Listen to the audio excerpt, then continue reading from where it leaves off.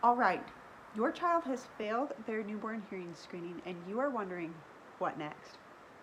Welcome, my name is Emily. I created Definite Hearing because I am hard of hearing myself. Almost 29 years ago, I was in your baby's position where I failed my newborn hearing screening.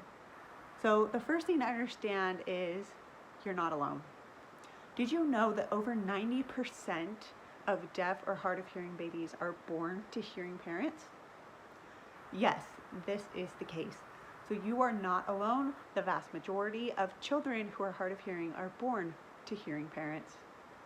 Now, a newborn hearing screening is just a screening. It is a pass or fail mechanism to detect whether or not sound is properly being processed by your baby's ears.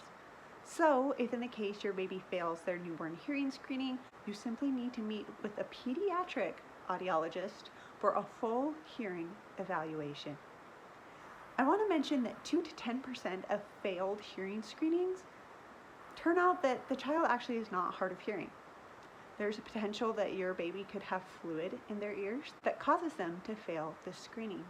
If your child fails a newborn hearing screening, you need to meet with a pediatric audiologist within 1 month of this test. This screening has detected that your child can't hear properly.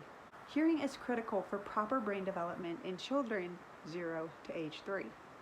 The faster you diagnose the issue and find out how to take care of it and treat it properly, the better. A pediatric hearing evaluation will run a full-fledged hearing test on your baby. This test will help the audiologist diagnose what kind of hearing loss your child has and how severe it is, if indeed they have one. The pediatric audiologist will then recommend treatment options. With the oral lingual pathways of the brain, they robustly develop between 0 and 3. And so if that window is not taken advantage of, it kind of closes after 3, and it's very hard for children to develop language properly beyond this critical language window. After the appointment, I highly recommend taking time to review the audiologist's advice. How does this coincide with how you're feeling? Recognize that taking action will help you navigate your feelings. I want to give a caveat here that some provider recommendations are archaic.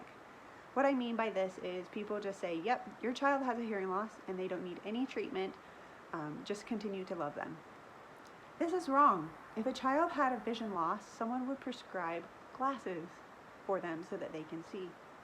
A child of hearing loss in today's day and age, many types of losses can be treated properly with hearing aids, cochlear implants, other listening devices, speech therapy, and other listening and spoken language tactics. Realize that these things are really important and they will foster proper oral and lingual development in your child. They did for me. Another thing that might be helpful in navigating this new experience for you is joining parental support groups. Hearing First is a notable organization that focuses on listening and spoken language tactics to help children acquire speech. They have Facebook groups and live online chats regularly. I'm going to include a link to their website in the description below. As you well know, as a parent of a new, beautiful newborn child, you know that they are completely dependent on you. So your child failed a newborn hearing screening. Now you know what to do about it. And remember, you are not alone. Thanks so much for watching. If you got something out of this video, please like this video and subscribe to my channel. And also, don't forget to take action. You got this. Thanks for watching. Stay strong, stay amazing, and have a great day. I just want to add that I am so grateful that my parents took the failed newborn hearing screening and took action. They realized that these were the results and they did something about it. I was helpless, I was defenseless as an infant, but they gave me the tools: hearing aids, speech therapy, and using cute speech, which is a tool to learn spoken language so that I could acquire speech and hear and develop just as my peers around me that did not have hearing loss. I am so glad they did that because I could not have done that myself.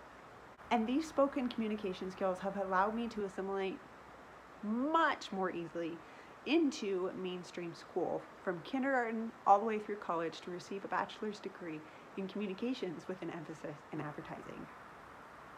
I have a family of my own, including a son who actually happens to be hearing. Isn't it funny that it can work like that?